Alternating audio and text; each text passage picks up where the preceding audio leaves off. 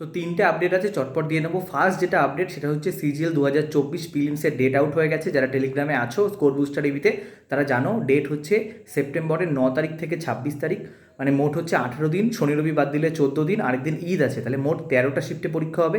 আগের আগের 13টা দিনে পরীক্ষা হবে। আগের বার 4টে শিফট ছিল, তাহলে যদি 4টে হয় তাহলে 52টা শিফট, নাহলে 39টা শিফট, এতগুলো শিফটে কিন্তু পরীক্ষা হবে। আচ্ছা, সেকেন্ড আপডেট কি, সিজিএল 2024কে নিয়ে এখানে ফর্ম ফিল আপ হয়েছে 36 লাখ প্লাস, মানে প্রায় 36,80,000 এরকম একটা কিছু, মানে 37 লাখ, মানে দিস ইজ মানে হিউজ। তার কারণ হচ্ছে 2018-তে 38 লাখ ফর্ম ফিল আপ ছিল, সেটা হচ্ছে সব থেকে হিউজ, মানে সব থেকে ফাস্ট। এটা আমাদের সেকেন্ড ফর্ম ফিল আপ সিজিএলের ক্ষেত্রে।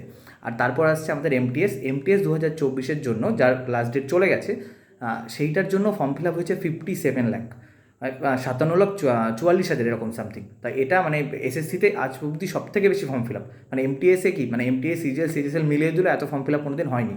50 লাখ একবার মনে হয় ক্রস করেছিল, 57 লাখ মানে বিশাল। তার মানে বুঝতে পারছো কী লেভেলে কম্পিটিশন। তো সেইভাবে পড়তে শুরু করো। আর একটা সিজিএলের জন্য একটা খুব ইম্পর্টেন্ট ভিডিও, যেটা তোমাদেরকে কেউ বলবে না, সেটা আমার মনে হয় তোমাদের সঙ্গে শেয়ার করা উচিত।